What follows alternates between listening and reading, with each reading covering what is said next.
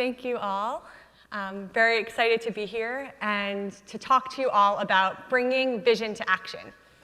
So this is my first FIX conference, and I'm thrilled to be here. I can't tell you how energized I feel and just really full by this whole experience.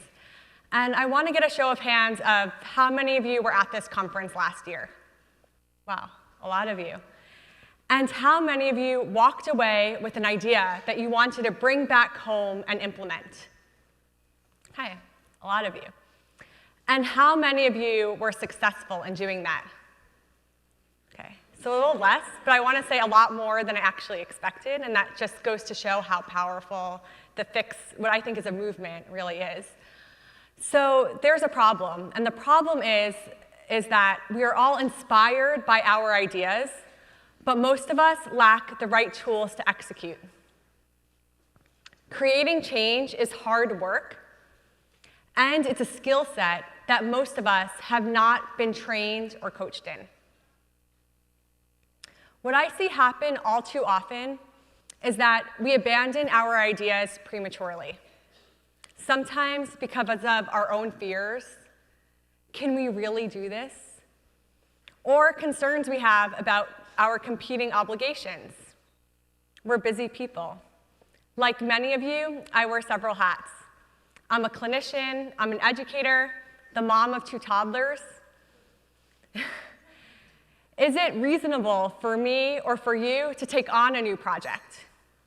And sometimes we walk away from our ideas because we did not get the support or the resources we needed, or frankly, it seemed that no one else cared. Anyone else experience this? Yeah. So for all these reasons, we have lost our momentum and our enthusiasm. This happens when we go back home. So what I'd like to share with you today are 4 key strategies to move your vision to action. My intentions are that these are strategies that I want you to start using at this conference before you leave so that you can build on this enthusiasm and the resources that you have all around you so that you can go home and bring your ideas to fruition. So the first strategy is to identify a true need for your idea. Your idea should be a solution to a problem. In the business world, this is called a value proposition. Your idea should have value to other people. So how do you show that your idea or your innovation has value to others? How we do this in my work, academics, is called a needs assessment. For example, when I was an education fellow, I wanted to create a reflective writing curriculum. I didn't have this in my training, but I saw value for this in the work that we do as emergency physicians. I was passionate about my idea, but I needed to show others that there was a true need, an actual need, not just my perceived need. So the way I did this was first, I became an expert on reflective writing in medical education. I knew the data and I knew the outcomes. I then investigated what was already in place in my program, and I gauged interest in my department. I connected my idea with our program's requirements and our program's overall mission and vision to train self-reflective physicians who are compassionate, professional, and would be future leaders in our field. By doing this, I showed that there was an actual need, not just my perceived need. Like my professor taught me, you do not want to be the unwanted solution to the unforeseen problem. Right? We've all been there. So make sure that you don't just have a great idea, but that your idea is a solution to a true need. All right, so now you're ready for strategy number 2, now that you've identified your true need. And this is to create a vision statement. You know your idea is important, but how will you enroll others in your idea?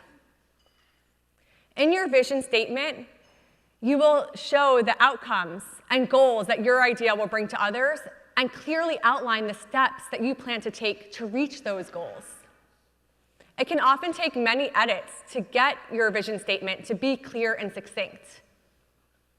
While you do not need everybody on your side or on board, you often will need a specific person's support. Identify who that person is. Maybe they're here at FIX. And reach out to that person. Schedule a meeting so that you can give them your vision statement. Your goal is that that person hearing your idea will be able to visualize what goals and outcomes that your idea or your innovation will bring to others or your department. And they will know the steps that you're going to take to get there. And the third strategy I have for you is to form your coalition. That's been a theme of this conference. Build your rafts.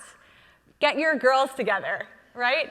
So to me, this is the fun part. You are no longer alone with your idea, but you're sharing it with others. You're giving it permission to flourish and come to life. There's also something to be said for just speaking about your idea, and that way you're also committing to that idea. Coalitions, this is your idea family. These are the people who are just as excited, enthusiastic about your idea as you are. They're the ambassadors for your idea who are going to spread the word. Coalitions should also break all ideas of hierarchy. For example, as junior faculty, a resident is a key player on my coalition for ideas about curriculum design. They not only offer that resident perspective, but they build the enthusiasm among their other residents who are the key stakeholders for my idea. Do you have an idea of the people who you want on your coalition? I want you to write these names down here at this conference and start to reach out to those people, schedule regular meetings with them, and hold each other accountable. The next strategy I have for you is to keep moving forward.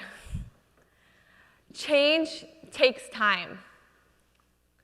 While it can feel very exciting, there will also always be some struggle in order for there to be progress. A change challenges the status quo, an area where overall people feel pretty comfortable.